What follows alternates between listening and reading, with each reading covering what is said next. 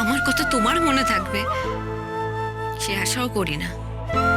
Just এইটুকুই বললাম যে তোমার মায়ের এই আচরণটা আমার অস্বস্তিকর লেগেছে, আর কিছু না। না বাবা, আমি যাই আবার রান্নার জোগাড় করি। এখন যদি খেতে না দিতে পারি তাহলে দেখা যাবে যে সারাদিন অফিসে একেবারে না খেয়ে।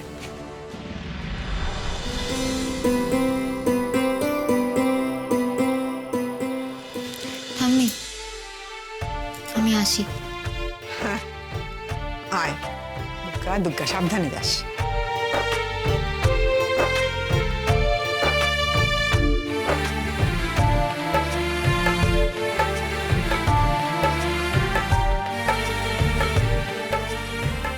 তুমি তো নিজেকে দেখতে পাচ্ছ না, তুমি কেমন নাচছো তুমি বুঝতে পারছো? সে আমিও ভাবছিলাম, আসলে একটা আয়না থাকলে ভালো হতো, তখন আমি নিজেকে দেখতে পারতাম। লোকটা আমার জন্য এটা করলো, কাল রাতে বললাম অসুবিধা হচ্ছে আর আজই আমার জন্য আয়না এনে হাজির করলো। ইস, কেউ যদি বুঝতে পারে না, কাউকে আমি এটা বুঝতে দেবো না, কাউকে না। লোকটা নাহলে খুব বকা খাবে। কি রে লাজু, তুই আয়নার সামনে এত সময় নিতে কবে থেকে শুরু করলি? সুন্দর গয়নাটা ঠাম্মি।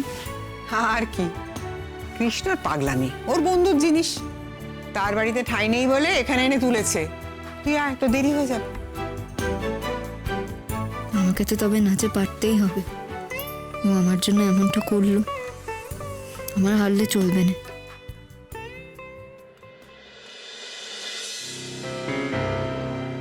অনুভব, তোমার টিফিন। ওটা এখানে আনার কি আছে? আমি তো নিচে যেতাম, আমি নিশ্চয়ই ডিরেক্টলি এখান থেকে গাড়িতে উঠবো না। এভাবে কথা বলছো কেন? আন্টি আমাকে দিল হাতে, আমিও নিয়ে চলে এলাম। মনে হয় না অনেক বড় একটা অন্যায় করেছি, এখানে রাখলাম তোমার টিফিন। আমি আজকে একটু বেরোবো। তো বেরো, আমাকে বলার কি আছে? আই হোপ তুমি এক্সপেক্ট করছো না যে আমি ছুটি নিয়ে আজকে তোমাকে নিয়ে বেরোবো। হ্যাঁ, তোমার আমাকে দরকার নেই, তুমি নিজেই ম্যানেজ করে নিতে পারবে। রাইট। আনফর্চুনেটলি আমি লাজুর তুলনায় অনেকটা বেশি স্বাবলম্বী,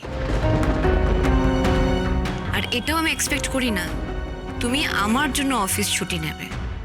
তাহলে জানানোর কি মানে? নাকি লাজুর তুলনাটা টানবে বলে কথাটা বললে? বারে, তোমাকে জানাবো না? কালকে বেরিয়েছিলাম বলে তোমার মা তো আমাকে অনেক কথা শোনালেন। অবশ্য ইনডিরেক্টলি তার মধ্যে একটা মেজর কমপ্লেন ছিল ওনার, যে আমি কেন সব সময় তোমাকে জানিয়ে বেরোই না। আমার তোমাকে জানানো উচিত, তাই তোমাকে বলে দিলাম। ঠিক আছে, মাকে বলে দেবো। তোমার কাছে এইসব নিয়ে কোনো এক্সপেকটেশন রাখার দরকার নেই, আর আমাকে কিছু বলার দরকার নেই। তোমার যখন ইচ্ছে যেখানে খুশি তুমি যেতে পারো। প্লিজ প্লিজ, কাউকে কিচ্ছু জানানোর দরকার নেই। তুমি তো মাকে গিয়ে বলো না যে আমি এটা নিয়ে আবার তোমাকে বলেছি। এসব শুনলে আবার বাড়িতে অন্যরকম অশান্তি হবে, আর বিষয়টা বিরক্তিকর হয়ে যাবে।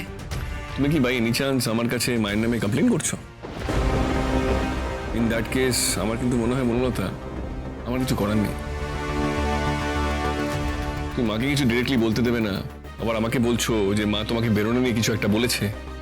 সরি মনলতা, আমি ঠিক এই সাংসারিক এই বিষয়গুলো না বুঝি না। এই যে তুমি বেরোবে, এই কথাটা যে তুমি আমাকে বললে, এটা কি তুমি মাকে কনভে করার জন্য তুমি আমাকে বললে? এই মেসেজটা তুমি সরাসরি মাকে গিয়ে বলতে পারো, অন্য কারোর মাধ্যমে বলার দরকার নেই। আর আমাকে কিছু বলো না, আমার ডেফিনেটলি মনে থাকবে না। তুমি ডিরেক্টলি মাকে গিয়ে বলতে পারো। না না অনুভব, এত এক্সপ্লেনেশন দেওয়ার কোনো দরকার নেই। তুমি আমার হয়ে কাউকে কিছু বলবে সে এক্সপেকটেশন আমার নেই। আমার কথা তোমার মনে থাকবে সে আশাও করি না। জাস্ট এইটুকুই বললাম যে তোমার মায়ের এই আচরণটা আমার অস্বস্তিকর লেগেছে, আর কিছু না। বুঝলাম। অনুভব,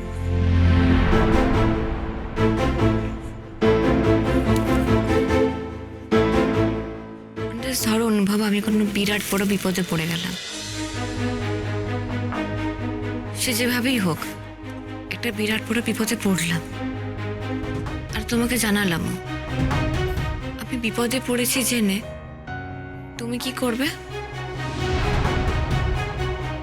কি করবে অনুভব? বলো, বাঁচানোর চেষ্টা করবে আমাকে? একটুও বাঁচানোর চেষ্টা করবে? নাকি তখনও তোমার এরকম আমার প্রতি তাচ্ছিল্য, ইনডিফারেন্স, এরকম উদাসীনতা, এরকমই অবজ্ঞা, এরকমই সাইলেন্ট ট্রিটমেন্ট দেওয়া তাই বজায় রাখবে? চুপ করে অপেক্ষা করবে আমার একেবারে শেষ হয়ে যাওয়ার জন্য? না, এরকম কাল্পনিক পরিস্থিতিতে আমি নিজেকে ফেলতে পারছি না। তুমি যখন সিচুয়েশনটা কল্পনা করেছো তখন আমার রিয়াকশনটা তুমি কল্পনা করে নাও। Have a good day.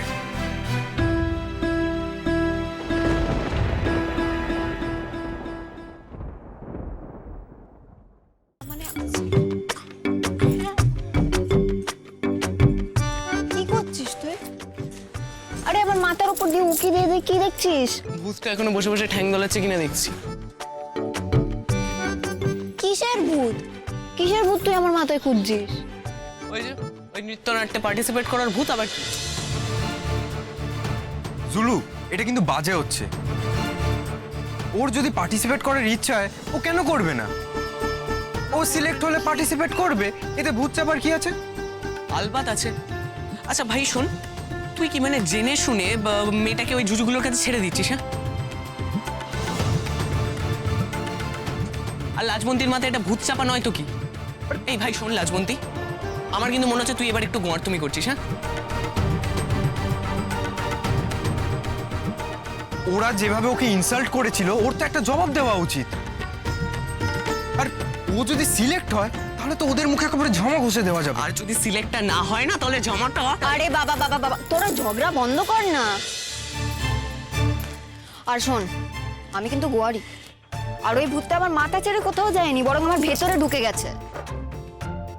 আরে আর তো সব কিছু ঠিক আছে, তুই নাম্বার 1 আমরা জানি, কিন্তু ওই ডান্স ওটা প্লিজ ছেড়ে দে। তুই তো আপসেট হচ্ছিস কেন সিলেক্ট হসনি বলে? একজনকে সবকিছু কেন পারতে হবে? তুই পড়াশোনায় ভালো, ওটাতে কনসেন্ট্রেট কর না।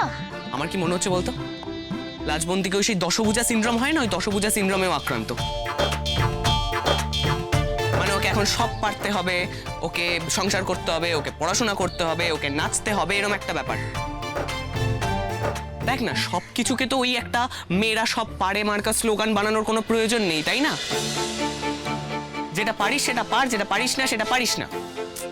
আরে সেই জন্য না, আমাকে যেমন করে হোক পারতে হবে। বোঝা এবারে কে কেউ? আরে বুঝিয়ে কোনো লাভ নেই, তুই নাচবি, এটাই ফাইনাল, তাই তো? ফিলিংয়ে তো নাচবই, তবে দেখা যাক সিলেক্ট হই কিনা।